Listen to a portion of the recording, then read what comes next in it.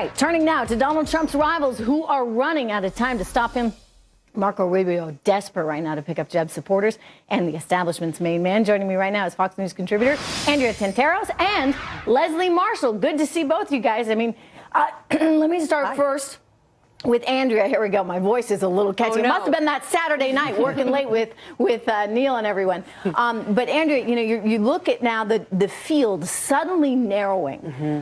Donald Trump seems to be on top, but let me just ask you about the math here. Mm-hmm. I mean, in terms of Rubio, can he gain Jeb Bush supporters? Could he potentially gain Kasich supporters? And if so, does that present a real challenge to Trump? Well, I think that it's going to be tough for him to get Jeb supporters because there's no love lost between the two men. Mm-hmm. But he could get Cruz supporters.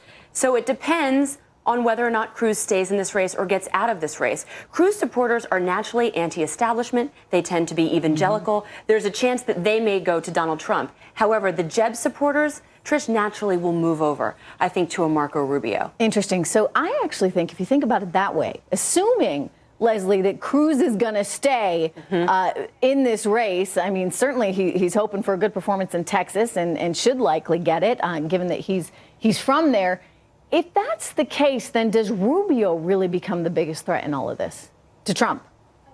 Well, you know, even Trump himself has said this is a three-man race, and the GOP establishment has to decide who they want as their candidate. Right now, whether it's Jeb Bush's votes or money, which matters more than the votes, because Jeb definitely had a lot of cash flow and donation from big donors.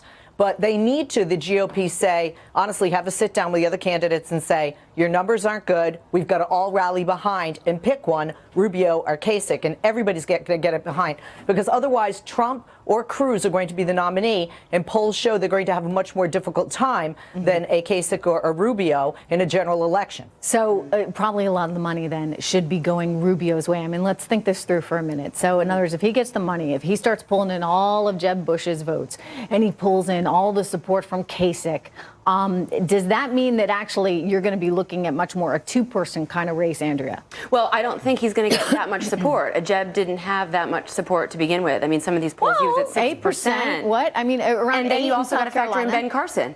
Everyone forgets about Ben Carson. Ben Carson with supporters, his 3%. That would likely go to Trump. So it all depends on who stays and who gets out. I don't think that in a general, Rubio would be better off beating Hillary Clinton than Donald Trump. And I say this because you look at the numbers. The Wall Street Journal, Charles Murray, has been arguing this for months. These blue-collar voters, that's a traditional Democratic voting bloc. 53%, Trish, breaks for Donald Trump on this. And the numbers in South Carolina also reflect I believe that. it. I got to tell you, I mean, just anecdotally, I mean, people that I've talked to, blue-collar Democrats, they like Trump. They do. It's the construction he's worker, their language. you know, and Trish, that is the demographic that Reagan got, and it's the one that feels that it's been left behind by the Bush administration. This is a voting bloc that the GOP establishment has ignored in favor of amnesty and other issues, and Trump is tapping into something there and giving Democrats enough for Barack Obama to identify Trump by name. So let's think through the strategy that you would use if you were Donald Trump. So Rubio suddenly, say, emerges as your big contest here. Yeah. Do you say, look, this is a guy who's basically bought and sold for? I mean, he's the guy who's got all the money, all the lobbying groups behind him. He is the establishment's candidate. And if he can drive that message home, does that suddenly start to knock Rubio to the sidelines? I think you're right, Trish. I think the message about him being establishment, being bought and paid for, but the most important thing, look at the news cycle today. ISIS in Libya. Who backed Libya? Who backed the ousting of Muammar Gaddafi? Marco Rubio, along with Hillary Clinton and Barack Obama. Leslie's here. If Trump can make a case for national security with threats against the West, as we're reading in the New York Times, I think he has a very compelling case, along with immigration. Who is the harder candidate, in your view, for Hillary Clinton to beat? Is it Donald Trump or Marco Rubio? Marco Rubio, because I think, you know, look, we're seeing in some of these states, quite frankly, I think an ugly side of the American public with some of the rhetoric that Donald Trump is putting out there. But I think in a general election that we're going to see, because we have seen socially more of a left-leaning America and fiscally more of a right-leaning America. And to Andrea's point, I don't disagree about the blue-collar Democrats, but a lot of those blue-collar Democrats are union workers. So I think Rubio is much a bigger threat. And with regard to Jeb Bush and those votes, the polls show 23% of of those people are undecided. So even though it's not a lot of I people, just wonder if those he are some seems like votes, the some people up for grabs. inexperienced little boy up on stage next to Hillary Clinton, who has been Secretary of State. Yeah, but so is Barack Obama.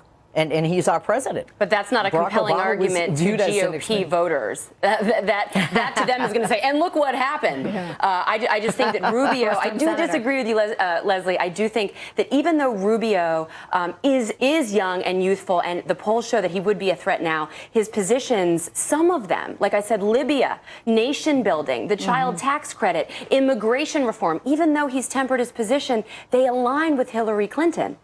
And I think Donald Trump is more of a sharper contrast on immigration and national security. Plus, you'd really want to see that debate, right? Hillary Clinton and Donald Trump. We look forward I want to see you moderate, Trish. That's what I want to see. Listen, thanks so much to both of you for being here. We appreciate it.